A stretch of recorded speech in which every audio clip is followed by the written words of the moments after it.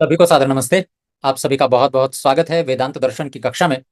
हम पढ़ रहे हैं वेदांत दर्शन के पहले अध्याय के तीसरे पाद के दूसरे सूत्र को। जब इस तीसरे पाद का प्रारंभ हुआ तो पहला सूत्र हमने पढ़ा था द्युभु आयतनम स्वशब्दात, अर्थात परमेश्वर का रहने का स्थान, या यूं कह लीजिए इस पूरे संसार का आधार परमेश्वर है। जैसे हम आत्माओं के रहने का स्थान शरीर है, शरीर आत्मा के आधार पर टिका हुआ है, क्योंकि आत्मा है इसलिए शरीर है। ठीक उसी तरह से परमेश्वर का शरीर ये पूरा संसार है, और इस संसार के टिके रहने का कारण, टिके रहने का आधार परमेश्वर है। परमेश्वर नहीं तो यह संसार नहीं। मतलब यूं समझ लीजिए, अगर कोई घर किसी व्यक्ति के लिए बना है, व्यक्ति है तो घर का अस्तित्व है, और अगर व्यक्ति ही नहीं है तो घर किसके लिए होगा? फिर घर का कोई महत्व नहीं रह जाएगा। सच बात तो यह, खाना बनता तभी है जब कोई खाने वाला हो। इसी तरह से संसार बनता तभी है जब हम आत्माएं हों, संसार चलता तभी है जब उसे चलाने वाली कोई आत्मा हो, जिसको हम परम आत्मा कहते हैं। और इसी बात को थोड़ा और अलग दृष्टिकोण से समझाते हुए कहते हैं मुक्त उपस्रव्य व्यपदेशात। वेदांत दर्शन क्योंकि उपनिषदों का एक तरह से उपदेशक है, उपनिषदों की बातों को हमारे सामने बहुत सरल तरीके से प्रस्तुत करता है, और उन्हीं उपनिषदों के माध्यम से, उन्हीं के आधार पर यह सूत्र लिखा गया, मुक्त उपस्रव्य व्यपदेशात। ऐसी आत्माएं जो जीवन मुक्त हो चुकी हैं, ऐसी आत्माएं जिनके पास अभी शरीर है लेकिन अब उस शरीर से कोई विशेष उद्देश्य बचा नहीं है, ऐसे में उन आत्माओं का एक ही उद्देश्य रह जाता है, एक ही प्राप्तव्य रह जाता है। उपस्रव्य माने पाने योग्य, पहुंचने योग्य। जीवन मुक्त आत्माओं का पहुंचने योग्य गंतव्य स्थान द्युलोक को बताया गया। इसीलिए इसका व्यपदेश होने से यह बात हमें समझ में आ जाती है कि मुक्त, जो जीवन मुक्त आत्माएं हैं, उन्हें तो परमेश्वर चाहिए। भाई वो तो संसार के लिए, प्रकृति के लिए प्रयास कर ही नहीं रही थी। लेकिन फिर उपनिषदों में ऐसा क्यों लिखा गया कि जीवन मुक्त आत्माओं का उद्देश्य द्युलोक आदि है? आप देखेंगे, मैंने जब दूसरे पाद को हम पढ़ रहे थे तो वहां कुछ सूत्र आए थे, मैंने उस ओर संकेत किया था कि जो आत्माएं हैं, मुक्ति चाहती हैं, वो द्युलोक में चली जाती हैं। यानी मृत्यु के पश्चात मुक्त आत्माएं द्युलोक में जाती हैं। लेकिन अगर द्युलोक का अर्थ सूर्य है, केवल हम इतना मान ले द्युलोक का अर्थ सूर्य है और हर स्थान पर द्युलोक का अर्थ सूर्य ही होगा, तो फिर एक समस्या आती है कि आत्माओं को द्युलोक क्यों चाहिए? वो जिसके लिए उपासना करने बैठे थे वो तो परमेश्वर है, वो तो ब्रह्म है। जहां से उन्हें पूर्ण सुख मिलना था वो भी ब्रह्म है। फिर ये द्युलोक बीच में से कहां से आ गया?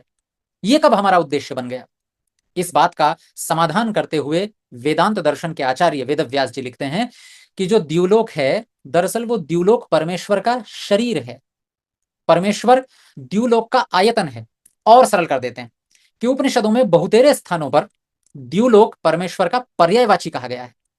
और ऐसे में जब आत्माओं ने यह प्रार्थना की कि हम आपकी उपासना करके द्युलोक में जाएंगे, तो वो द्युलोक सूर्य में जाने की बात नहीं है, वो द्युलोक है अर्थात प्रकाश लोक को जाएंगे। और प्रकाश का वहां अर्थ है परमेश्वर की प्राप्ति, परमेश्वर का वो अस्तित्व, परमेश्वर का वो स्वरूप, जहां ज्ञान ही ज्ञान है, अज्ञान अविद्या का लेश मात्र भी नहीं। क्योंकि अज्ञान अविद्या दुख देती हैं और आत्मा को चाहिए पूर्ण सुख, तो वो अज्ञान और अविद्या को पहले छोड़ती हैं, बाकी सब बाद में है। अज्ञान और अविद्या छूट गई तो बाकी सब स्वतः प्राप्त हो जाता है। हम जिन दुखों से बचने का प्रयास कर रहे हैं, जिन दुखों से बचने के लिए पूरा परिश्रम है हमारा, वो परिश्रम तभी सफल होता है जब अज्ञान और अविद्या दूर होती है। तो क्योंकि परमेश्वर में अज्ञान बिल्कुल भी नहीं है, इसीलिए उस परमेश्वर को कई बार द्युलोक भी कह दिया जाता है। इसके लिए आप एक प्रार्थना याद कीजिए। जब हम यज्ञ का समापन करते हैं तो यज्ञ की समाप्ति पर एक प्रार्थना बोलते हैं, सर्वे भवन्तु सुखिनः सर्वे सन्तु निरामयाः सर्वे भद्राणि पश्यन्तु मां कश्चित दुख भाग भवेत्। अर्थात सभी सुखी हों, सर्वे संतु निरामयाः सभी निरामय हों, सर्वे भद्राणि पश्यन्तु सब अच्छा देखें, मां कश्चित दुख भाग भवेत् कोई दुख का भागी ना हो। तो ये जो प्रार्थना है ना, कि कोई दुख का भागी ना हो, किसी के पास लेश मात्र भी दुख ना हो, इसके लिए फिर एक और अगली प्रार्थना हम उसमें ऐड कर देते हैं, जोड़ देते हैं, असतोमा सद्गमय तमसोमा ज्योतिर्गमय। हे परमेश्वर, आप हमें असत्य से सत्य की ओर ले चलिए, अर्थात तमसोमा ज्योतिर्गमय, मुझे अंधकार से प्रकाश की ओर ले चलिए। तो दरअसल दो पंक्तियों में एक ही बात कही गई है। जब कहा गया कि हमें असत्य से सत्य की ओर ले चलिए, तो उसे और थोड़ा सा व्याख्या करते हुए, समझाते हुए कह रहे हैं कि हमें अंधकार से प्रकाश की ओर ले चलिए। यानी अंधकार अर्थात असत्य और प्रकाश अर्थात सत्य। असतोमा असतगमय तमसोमा ज्योतिर्गमय मृत्योहोमा अमृतम गमय। अर्थात मृत्यु, मृत्यु का अर्थ है असत्य, अंधकार, और अमृत का अर्थ है सत्य और प्रकाश। यानी प्रकाश अर्थात अविद्या का जरा भी ना होना, तनिक भी ना होना। जब कोई अविद्या नहीं होगी तो हम स्वतः सत्य की ओर बढ़ेंगे, और सत्य की ओर बढ़ेंगे तो हम अमर होंगे। अमरता का यह मतलब नहीं है कि हमें अगर शरीर मिल गया तो शरीर कभी छूटेगा नहीं। एक बहुत गलत धारणा समाज में फैल गई कि अमुक अमुक तो ऋषि तो अमर हुए हैं, अमुक अमुक को तो देवताओं को अमरता मिल गई। तो अमरता क्या मिल गई, मतलब अब जो शरीर है वो उनसे छूटेगा नहीं, मृत्यु नहीं होगी। गलत है। शरीर न छूटना अमरता नहीं होती, बल्कि शरीर न मिलना अमरता होती है। ये बात शायद सुनने में अजीब लग रही हो, लेकिन सच्चाई यही है। जिसको शरीर एक बार मिल गया, शरीर तो छूटेगा, अनिवार्य है। जो गीता कहती है ना सतो विद्यते भावो ना भावो विद्यते सतः, कि जिसका अस्तित्व है, जिसको जन्म मिला है, जिसका अस्तित्व है वो पूरी तरह कभी नष्ट नहीं होता। और जो मान लीजिए ना अभावो विद्यते सतः, और अगर कोई चीज नहीं है तो वो आएगी नहीं। यानी कि जो वस्तु नहीं है वो कभी आएगी नहीं, और जो वस्तु है वो कभी जाएगी नहीं। तो इसलिए आत्मा के बारे में तो सोचना बंद कर दो कि आत्मा कभी भी मृत्यु हो सकती है आत्मा की। तो फिर अमरता किसकी प्रार्थना करते हैं लोग? शरीर से छूटने की। गीता इस बारे में भी कहती है कि जो व्यक्ति आया है शरीर तो छूटेगा। वो कहते हैं शरीर तो अनित्य है। फिर नित्य कौन है? आत्मा नित्य है। मतलब देही नित्यम अवध्योयम देहे सर्वस्य भारत। अर्जुन, ये जो देह में रहने वाला आत्मा है ये नित्य है, और ये जो देह है अनित्य, छूटेगी। तो फिर कोई भी व्यक्ति अमरता की बूटी खा करके, या यूं कह लीजिए अमृत पी करके, ऐसा वाला अमर कैसे हो सकता है कि शरीर ही ना छूटे? छोड़ना पड़ेगा, अनिवार्य है। फिर कौन सी अमरता मिल जाती है उनको? तो दरअसल उस अमरता का अर्थ है दोबारा शरीर नहीं मिलेगा। जो भी व्यक्ति परमेश्वर को जान लेता है, समझ लेता है, पा लेता है, जिस पर परमेश्वर की कृपा हो जाती है, उस व्यक्ति को फिर शरीर जैसे बंधन में नहीं आना पड़ता। यानी हमारे मोक्ष में या हमारी अमरता में शरीर सहयोगी नहीं है, बाधक है। जबकि सोचते तो यही आए हैं, सुनते तो यही आए हैं कि अमरता मतलब अब शरीर नहीं छूटेगा। अरे ना भाई, अमरता मतलब अब शरीर मिलेगा नहीं। तो ऐसे कौन लोग हैं? बोले जीवन मुक्त लोग। अब जो शरीर छोड़ेंगे तो दोबारा नहीं पाएंगे। ऐसे वो जो जीवन मुक्त लोग हैं, जो जीते जी ही मुक्ति की योग्यता प्राप्त कर चुके हैं, वो कहां जाने की प्रार्थना करते हैं? बोले परमेश्वर के पास। क्यों परमेश्वर के पास? क्योंकि परमेश्वर पूर्ण रूप से शुद्ध है, पवित्र है, वहीं हमारे दुखों का अंत हो सकता है। फिर उपनिषद ने क्यों कहा कि द्यूलोक को जाते हैं? ऐसे बहुत से वाक्य उपनिषदों में मिल जाएंगे, द्यूलोक को पाते हैं। अरे भाई, वहां द्यूलोक का मतलब परमेश्वर है, क्योंकि द्यूलोक का अर्थ प्रकाश लोक होता है, और परमेश्वर के पास प्रकाश ही प्रकाश है। प्रकाश अर्थात ज्ञान, अंधकार अर्थात अज्ञान। अज्ञान का तो लेश मात्र भी नहीं है परमेश्वर के पास। तो इसलिए यह सूत्र हमें बताता है कि मुक्त आत्माएं जिसका इच्छा करती हैं, जिसको अपना लक्ष्य मान करके चलती हैं, वो परमेश्वर था। प्रार्थना में कई बार द्युलोक की प्राप्ति की बात होती है, तो वो द्युलोक अर्थात परमेश्वर, द्युलोक अर्थात ब्रह्म, पर्यायवाची है। एक ही अस्तित्व के दो अलग अलग नाम हैं। ऐसा व्यपदेश, ऐसा उपदेश शास्त्रों में बहुधा अनेकत्र किया गया है। उदाहरण के लिए मुंडकोपनिषद जब हम पढ़ते हैं तो मुंडकोपनिषद में यह बताया गया कि जो जीवन मुक्त आत्मा है वो कैसी होती है, क्या उसकी योग्यता, क्या उसका स्वरूप होता है।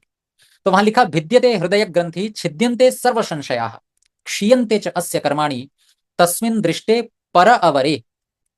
वहां बताया गया कि जिसके हृदय की ग्रंथि भिद्यते, टूट जाती है। कौन सी है हृदय की ग्रंथि?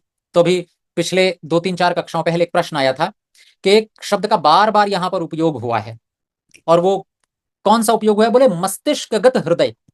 अब ये मस्तिष्कगत हृदय क्या है?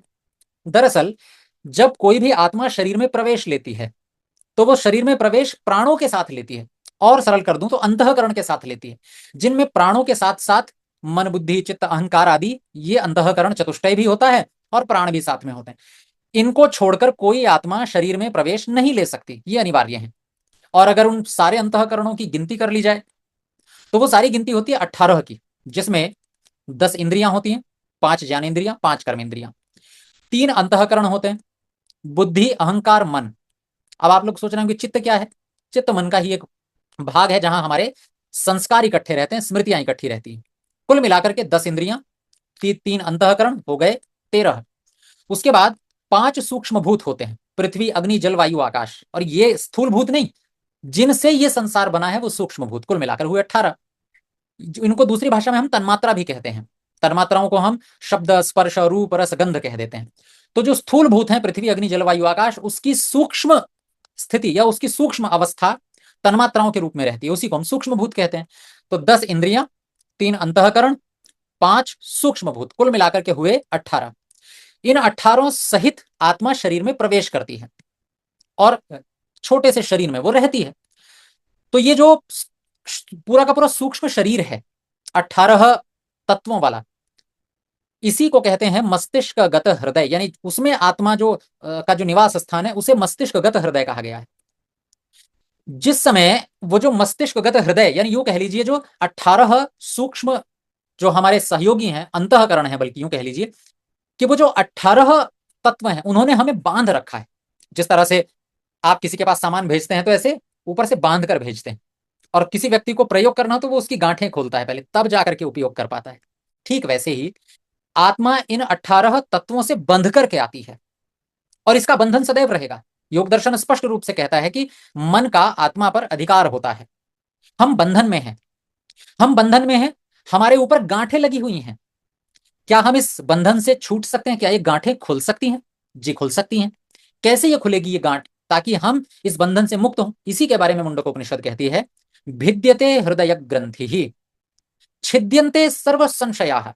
जब हमारे भीतर के सारे संशय, हमारे अंदर की सारे के सारे जो हमारे भीतर अज्ञान अविद्या भरी हुई है, हमें अगर किसी बारे में भी कोई संशय है, अभी स्पष्ट नहीं हुआ है, अस्पष्टता है, जब वो टूट जाते हैं सब, यानी सब कुछ स्पष्ट हो जाता है, अब कोई जानकारी शेष नहीं बची है अपने बारे में, विशेषकर कि मैं कौन, संसार क्यों, परमात्मा कौन, जब ये सारे संशय दूर हो जाते हैं, क्षीयन्ते च अस्य कर्माणि, जब हमारे कर्म क्षीण हो जाते हैं। कर्म कैसे क्षीण हो जाते हैं?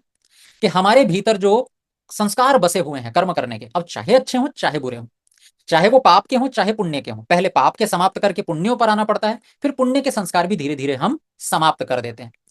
जब वो अंदर कर्मों के जितने संस्कार हैं वो सारे नष्ट हो जाते हैं, उसी को कहते हैं क्षीयन्ते च अस्य कर्माणि, तस्मिन दृष्टे परावरे, जब हम उस पर अवर परमेश्वर को, ब्रह्म को देख लेते हैं, तब हमारे ये सारे संशय दूर हो जाते हैं, हमारे संस्कार नष्ट हो जाते हैं, और इसी अवस्था को कहा गया है भिद्यते हृदय ग्रंथि, कि जिस 18 तत्वों ने, अवयवों ने हमें बांध रखा है, आत्मा उसके भीतर रहता है, वो बंधन छूट जाता है, वो ग्रंथि, वो गांठ खुल जाती है, और जब वो गांठ खुलती है तब हम स्वतंत्र होते हैं, तब हम एक तरह से आत्मिक रूप में अपने स्वरूप में रहते हैं। इसी को वेदांत दर्शन के इस दूसरे सूत्र में समझाएगा, मुक्त उपसर्व्य व्यपदेशात। ऐसी स्थिति में मुक्त आत्माएं किसका उपसर्व्यन करती हैं? मतलब उनके लिए उपसर्व्य कौन होता है, प्राप्तव्य कौन होता है, वो कहां तक पहुंचना चाहती हैं? बोले ब्रह्म तक, परमेश्वर तक। बस ब्रह्म और परमेश्वर ही उस आत्मा का लक्ष्य होता है। लेकिन उपनिषदों में क्यों कह दिया गया कि द्युलोक उनका उद्देश्य होता है? क्योंकि द्युलोक अर्थात ब्रह्म, द्युलोक से उनका अर्थ ब्रह्म से ही है। इसलिए ये जो पहला सूत्र था ना, द्यू भू, द्युलोक और भूलोक, ये द्युलोक भूलोक एक तो भौतिक हैं, प्रकृति के बने हुए हैं, लेकिन एक द्युलोक की अवस्था परमेश्वर की भी है, एक ज्ञान का भंडार परमेश्वर भी है, एक प्रकाश का पुंज परमेश्वर भी है। उस प्रकाश पुंज परमेश्वर द्युलोक को पाने के लिए उपदेश बार बार हमें मिलते हैं। इसी को थोड़ा सा और समझिए। मुंडकोपनिषद में एक बात और कही गई है थोड़ा आगे, संप्राप्य एनम ऋषयो ज्ञान तृप्ताः कृतात्मानो वीतरागा प्रशांताः ते सर्वगम सर्वतः प्राप्य धीरा युक्तात्मानः सर्वमेवाविशन्ति। अर्थात संप्राप्य एनम ऋषयः ज्ञान तृप्ताः, जो ऋषि लोग हैं जो ज्ञान से तृप्त हो चुके हैं। अब देखिए, यहां ज्ञान का मतलब प्रकाश है, यहां ज्ञान का मतलब है द्युलोक। और मैं क्यों कह रहा हूं? क्योंकि मुंडकोपनिषद में आगे जाकर के ये स्पष्ट लिखा मिलेगा कि आत्माएं परमेश्वर को पा लेती हैं, और उस परमेश्वर के स्थान पर आपको द्यू शब्द लिखा मिलेगा। जैसे तथा विद्वान नाम रूपाद विमुक्त परात परम पुरुषमुपैति दिव्यम, आत्मा उस परम से परम पुरुष परमेश्वर जो कि दिव्य है, अरे दिव्य माने द्युलोक, जो द्युलोक शब्द है और दिव्य शब्द है, दोनों एक ही धातु से बने हैं, दिवु धातु से, वही दिवु धातु जिससे देव शब्द बनता है। तो देव कह लीजिए, दिव्य कह लीजिए, या द्युलोक कह लीजिए, एक ही बात है। इसलिए कहा कि वो दिव्य को प्राप्त कर लेते हैं, द्यू को प्राप्त कर लेते हैं। कौन? विद्वान लोग। नाना रूपात विमुक्त, अलग अलग रूपों से मुक्त हो जाते हैं, कि कभी स्त्री का रूप मिला, कभी पुरुष का मिला, कभी कैसा रंग रूप, कभी कैसा रंग रूप, इन सारे, कभी पशु पक्षियों का शरीर मिल गया, वो रूप मिल गया, इन सभी रूपों से अलग होकर के विद्वान लोग द्यू को प्राप्त करते हैं, दिव्यता को प्राप्त करते हैं। कैसे लोग? जो ज्ञान तृप्त हैं। संप्राप्य एनम ऋषयः ज्ञान तृप्ताः कृतात्मानः, जिन्होंने अपनी आत्मा का जो कुछ उद्देश्य करना था सो कर लिया, कृतात्मान, जिन्होंने आत्मा को जहां तक पहुंचाना था सो पहुंचा लिया, जिन्होंने अपने स्वरूप को मुक्त करना था सो कर लिया, उसे कहते हैं कृतात्मान। कृत माने जो करने लायक था सो कर लिया। किसके लिए? बोले आत्मा, आत्मा के लिए। आत्मा के लिए वो जो करना चाहते थे उन्होंने कर लिया। वीतरागा, अब राग से अलग हो गए हैं। अब उन्हें संसार की भौतिक वस्तुओं से राग नहीं बचा है। अब तो बस चक्र भ्रमवत घूम रहे हैं। जैसे आलात चक्र भ्रमवत एक उदाहरण आता है कि मान लीजिए किसी ने पहिया घुमा दिया, तो थोड़ी देर तक वो घूमता ही रहता है, घूमता ही रहता है। ऐसे ही भले ही पैडल ना मारो, साइकिल आप लोगों ने चलाई होगी, बाइक चलाते हैं, गाड़ी चलाते हैं, एक बार धक्का लगा, पैडल लगाया, साइकिल चली दूर तक। लेकिन अब उसके बाद पैडल नहीं लगा रहे हैं, कोई प्रयास नहीं कर रहे, फिर भी साइकिल चलती रहती है। यानी अब इच्छा समाप्त हो गई है संसार की, लेकिन फिर भी जीवन है सो चल रहा है। तो उसे कहते हैं आलात चक्र भ्रमवत। तो जो मनुष्य होते हैं, विद्वान लोग होते हैं, वो वीतराग हो जाते हैं। इच्छा नहीं बची अब संसार की, पर अब शरीर है सो चल रहा है, श्वासें चल रही हैं, जीवन जी रहे हैं, खा रहे हैं, पी रहे हैं, लोगों का के ऊपर उपकार कर रहे हैं, अपने से जो अच्छा हो सकता है वो कर रहे हैं। प्रशांता, जो शांत हो चुके हैं। ते सर्वगम सर्वतः प्राप्य, वे सब ओर पहुंचे हुए परमेश्वर को सब तरह से प्राप्त करके। धीराह, ठहर करके। युक्तात्मान, अपने आप को अपने में ही लगा करके, या यूं कह लीजिए अपनी आत्मा को परमात्मा में लगा करके। सर्वम एव आविशंति, वो उस पूरे परमेश्वर को पा लेते हैं, प्रवेश कर लेते हैं, उस अवस्था में प्रवेश कर लेते हैं जिसे हम द्युलोक की अवस्था कहते हैं। तो यहां भी द्युलोक मतलब या दिव्य मतलब प्रकाश नहीं है, भौतिक प्रकाश नहीं है, बल्कि यहां द्यु या दिव्यता का मतलब है अज्ञान का न होना, अर्थात किसी तरह की अविद्या का ना होना। जो है वो सब सत्य है, जो है सब सच है, सब याथा तथ्य है। बस इसीलिए सूत्र ने कहा मुक्त उपस्रव्य व्यपदेशात, अर्थात मुक्त आत्माओं का जो उपस्रव्य है, गंतव्य है, उसका उपदेश उपनिषदों में द्युलोक के नाम से किया गया है। इसी तरह से बृहदारण्यक उपनिषद में कुछ उदाहरण आते हैं। तमेव धीरः विज्ञाय प्रज्ञां कुर्वीत ब्राह्मणः न अनुध्यायात बहुन शब्दान वाचो विज्ञापनम हितत्। अर्थात परमेश्वर जो कि एक आयतन है। किसका आयतन है परमेश्वर? तो बोले प्रकृति का। प्रकृति का आधार है परमेश्वर। आयतन अर्थात आधार। कहां लिखा है कि प्रकृति का आधार परमेश्वर हम आत्माओं के लिए प्राप्तव्य है, वही हमारा उद्देश्य है? बृहदारण्यक उपनिषद में भी लिखा है। तमेव धीरः विज्ञाय, उसी प्रकाश रूप परमेश्वर को प्राप्य पाकर के, विज्ञाय जान करके, प्रज्ञां कुर्वीत ब्राह्मण, ब्राह्मण व्यक्ति अपनी प्रज्ञा को उन्नत करता है। न अनुध्यायात बहुन शब्दान, वो बहुत ज्यादा शब्दों के जाल में नहीं फंसता है कि ये पढ़ा तर्क में वितर्क में नहीं। एक बार उसे अनुभव साक्षात हो गया, अब वो तर्क वितर्क में नहीं पड़ता। क्यों नहीं पड़ता तर्क वितर्क में? मनुस्मृति का एक बड़ा अच्छा सा नियम है। मनुस्मृति कहती है कि जब आपको कोई चीज अनुभव हो जाए, वहां तर्क मत कीजिएगा। क्योंकि अगर आप तर्क के आधार पर परमेश्वर के अस्तित्व को नकारोगे, तो तर्क तो किसी को भी काट सकता है। तर्क सत्य को भी काट सकता है, तर्क असत्य को भी काट सकता है। इसलिए तर्क से जो बात कट रही है वो आवश्यक नहीं, वो झूठ हो। तर्क कुछ भी कर सकता है। आपके हाथ में पानी है और आप पानी पी रहे हैं, कोई आकर के आपको ये सिद्ध कर सकता है कि ये पानी नहीं पी रहे हो आप? तर्क से वो आकर के कह देगा H2O पी रहे हो आप तो, और कुछ कह देगा आपका, वो कह देगा आप तो मूल प्रकृति को पी रहे हो, वो है तो मूल प्रकृति सत्व रजस तमस। तर्क से कुछ भी काटा जा सकता है। इसलिए उन्होंने कहा प्रज्ञाम कुर्वीत ब्राह्मण न अनुध्यायात बहुन शब्दान, शब्द जाल में न फंसे फिर ऐसा व्यक्ति, और वो फंसता भी नहीं है। वाचो विज्ञापनम हितत्, वाणी का विलास मात्र है और कुछ भी नहीं। अगर एक बार आपको परमेश्वर पर अनुभव रूपी विश्वास हो गया, केवल पढ़ करके नहीं, अनुभव रूपी विश्वास हो गया, तो फिर तर्क वितर्क सब फीके पड़ जाते हैं, थोथे रह जाते हैं, मतलब यूं कि व्यर्थ हो जाते हैं। केवल वाणी का विज्ञापन मात्र होते हैं, वाणी विलास मात्र है कि ठीक है ये तर्क दिया जा रहा है कि भगवान नहीं है, वो तर्क दिया जा रहा है कि भगवान है। ना जी ना, अनुभव कर लो। पहले द्युलोक को समझो, अनुभव करो, अनुभव करने के बाद सब बेकार रहेगा। हाँ, जब तक ईश्वर अनुभव से दूर है तब तक तर्क चलाइए, शास्त्रों के शब्दों में उलझिए, सब कुछ कीजिए, वाद कीजिए, विवाद कीजिए, सब ढूंढिए। लेकिन अनुभव अगर एक बार हो जाए तो फिर तर्क में मत पड़िएगा। इसीलिए वो कह रहे हैं कि परमेश्वर की जो द्यो अवस्था है, द्यो अवस्था प्रकाश अवस्था, वो स्वयं में सब स्पष्ट करवाने वाली है। भाई आपको देखिए, आपको प्रकाश की आवश्यकता कहां पड़ती है? जहां अंधेरा हो, उसे देखने के लिए प्रकाश की आवश्यकता पड़ती है। लेकिन प्रकाश को देखने के लिए प्रकाश की आवश्यकता पड़ती है क्या? कि जैसे आप किसी को कहें कि जाओ बाहर देखो, दिन निकल आया क्या, अंधेरा छंटा क्या? तो कोई व्यक्ति बाहर दरवाजा खोल करके देखता है, तो देखने के लिए टॉर्च थोड़ी ले जाता है कि टॉर्च से देखूंगा। प्रकाश है कि नहीं बाहर, बाहर अंधियारा छटा कि नहीं छटा, ये टॉर्च से देखूंगा? नहीं भाई, प्रकाश को देखने के लिए टॉर्च की आवश्यकता नहीं है। प्रकाश अपने आप में ही सब कुछ दिखाता है। परमेश्वर का द्यू स्वरूप, परमेश्वर का प्रकाश स्वरूप बहुत महत्वपूर्ण स्वरूप है। परमेश्वर को जानने के लिए आपको तर्कों की आवश्यकता नहीं पड़ेगी। हाँ, प्रारंभिक अवस्था में परमेश्वर को केवल तथ्यात्मक रूप से जानने और जनाने, दूसरे को बताने के लिए, दोनों के लिए हमें तर्क आवश्यक होंगे। लेकिन जब बात अनुभूति की आती है तो परमेश्वर स्वयं में स्वयं बताने वाला है।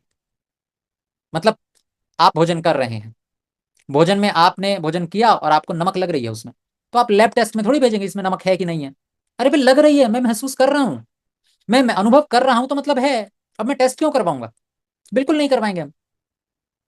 इसी तरह से परमेश्वर को यदि अनुभव कर लिया और फिर कोई कहे तर्क से सिद्ध करो, मैं क्यों करूं तर्क से सिद्ध? मैं तो महसूस कर चुका हूं, अनुभव कर चुका हूं।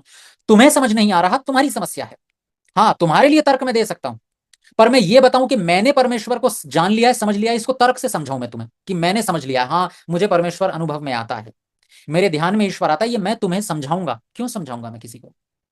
इसलिए विद्वान व्यक्ति उसी को कहा गया, धीर व्यक्ति उसी को कहा गया जो अपने परमेश्वर के साक्षात रूपी अनुभव को दुनिया को ढोल बजाकर नहीं बताता। यही तो पहचान है वास्तविक ईश्वरदर्शी की, जो ईश्वर का साक्षात कर चुका है, साक्षात्कृत व्यक्ति की यही पहचान है कि वो कभी भी इस बात को घोषणा करके नहीं बताता कि मुझे ब्रह्म का साक्षात्कार हो गया है। आचार्य याज्ञवल्क्य की तरह, कि जब राजा जनक ने कहा कि जो मेरे प्रश्नों का उत्तर देगा वो 1,000 गायों के ऊपर इतना इतना सोना बंधा हुआ है, सो ले जाओ सारी गायों को। याज्ञवल्क्य जी ने कह दिया शिष्य से ले जाओ। बाकी जो पंडित बैठे थे उन्होंने कहा भैया क्यों ले जा रहे हो, क्या तुम्हें सारे उत्तर आते हैं ब्रह्म के बारे में? अरे बोले आते बाते तो नहीं है, पर मुझे जरूरत थी इसलिए मैंने बोल दिया शिष्य को ले जाओ। मतलब आता है, लेकिन मुझे ब्रह्म साक्षात्कार है याज्ञवल्क्य को पता है, मुझे ब्रह्म साक्षात्कार है, ये राजा जनक भी जानते हैं, लेकिन घोषणा थोड़ी कर रहे हैं कि मुझे हो गया है, संप्रज्ञात समाधि है कि असंप्रज्ञात समाधि है। नहीं, कोई तर्क नहीं। मुझे क्या अनुभव हुआ ये बताने के लिए कोई तर्क नहीं होता। योगी व्यक्ति कभी तर्क नहीं देता। क्यों? क्योंकि वो स्वयं आत्मज्ञान रूपी होता है, आत्म प्रकाश होता है वो। परमेश्वर इतना प्रकाश स्वरूप है कि वो स्वयं की जानकारी स्वयं देता है। दूसरों को समझाने के लिए कि भैया भगवान है, ईश्वर है, तो तर्क की आवश्यकता पड़ेगी। इसीलिए कहा न अनुध्यायात बहून शब्दान, बहुत शब्दों का ध्यान मत कीजिएगा फिर, क्योंकि परमेश्वर द्यू स्वरूप है, द्यू स्वरूप है, प्रकाश स्वरूप है। और आगे कहा तमेव धीरो विज्ञाय प्रज्ञाम कुर्वीत, उसको जान करके अपनी बुद्धि स्वयं बन जाइए, स्वयं प्रज्ञा स्वरूप बन जाइए। आगे इसी तरह से शतपथ ब्राह्मण का एक और उदाहरण विद्वानों ने दिया, तमेव वेदानुवचनेन विविदिशन्ति ब्रह्मचर्येण तपसा श्रद्धया यज्ञेन अनाशकेन च एतम एव विदित्वा मुनिर्भवति। कि उसी को वेदानुवचनेन, वेद के वाक्यों से विविदिशन्ति, जानने का प्रयास करते हैं, जानने की इच्छा करते हैं विद्वान लोग, ब्रह्मचर्येण, ब्रह्मचर्य से, तपसा, तपस्या से, श्रद्धया, श्रद्धा रख करके, यज्ञेन, यज्ञ करके, और अनाशकेन, अर्थात ऐसा यज्ञ जो अनाशक है, अनाशक है अर्थात नष्ट नहीं होता है, ऐसे अनाशक यज्ञ, यानी अपने पुण्य कर्म रूपी यज्ञ को करके विद्वान लोग, ब्राह्मण व्यक्ति ब्रह्म को पा लेता है और मुनिर्भवती, मौन हो जाता है। मुनिर्भवती अर्थात अब दुनिया में नहीं किसी को कुछ बोलता, उसे वो मिल गया है कि अब बोलने की आवश्यकता नहीं है। ठीक वैसी जैसे किसी व्यक्ति को बहुत संपत्ति मिल जाए, मार्ग में चलते हुए कोई स्वर्ण आदि मिल जाए अच्छा खासा, अब वो सोचता है कि कोई मुझे नहीं मिले तो अच्छा है, मार्ग में किसी को नहीं बताऊं तो अच्छा है। कोई नहीं बताता, संपत्ति मिलती है तो आवश्यकता है क्या बताने की? और अगर कोई व्यक्ति बताए तो इसका तो ये मतलब है कि वो व्यक्ति पूजा करवाना चाहता है अपनी, ना। ऋषि लोग मना करते हैं, ऐसा व्यक्ति मुनि हो जाता है, मौन हो जाता है, अपने ही अपने आप में संतुष्ट हो जाता है। आत्मन्येव आत्मना तुष्टः, गीता कहती है ना कि वो व्यक्ति अपने आप में अपने आप से ही संतुष्ट रहता है। तस्य प्रज्ञा प्रतिष्ठिता, तो हम ये मान सकते हैं कि उसकी प्रज्ञा प्रतिष्ठित हो गई है, रुक गई है, अब दौड़ नहीं लगा रही दुनिया में कि भाई तुम भी मिलो, तुम भी मिलो, इसे भी पाओ, उसे भी पाओ, सबको पाओ। वो अपने आप में संतुष्ट है। और इसी तरह का उपदेश हमें पूरी उपनिषद करती है, कहती है कि परमेश्वर द्यू स्वरूप है, उस द्यूलोक को पाओ, सारे अविद्या, सारा अज्ञान दूर होगा, अविद्या ज्ञान दूर होगा तो स्वतः आपके जीवन में प्रकाश होगा। प्रकाश होगा अर्थात कोई संशय नहीं बचेगा, और जब संशय नहीं तो दुख किस बात का, फिर तो सुख ही सुख है। आइए हमारा जीवन सुंदर बने, स्वच्छ बने, शुद्ध बने, ऐसी हम परमपिता परमेश्वर से प्रार्थना करते हैं। कक्षा को हम यहीं विराम देते हैं। आने वाली कक्षा में हम तीसरा सूत्र आगे पढ़ेंगे, न अनुमानमत शब्दात। अब ये क्या कहता है, इसके लिए अगली कक्षा। धन्यवाद, आभार। ओम शांति शांति शांति शांति। सर्वेभ्यो नमः। सभी को सादर नमस्ते।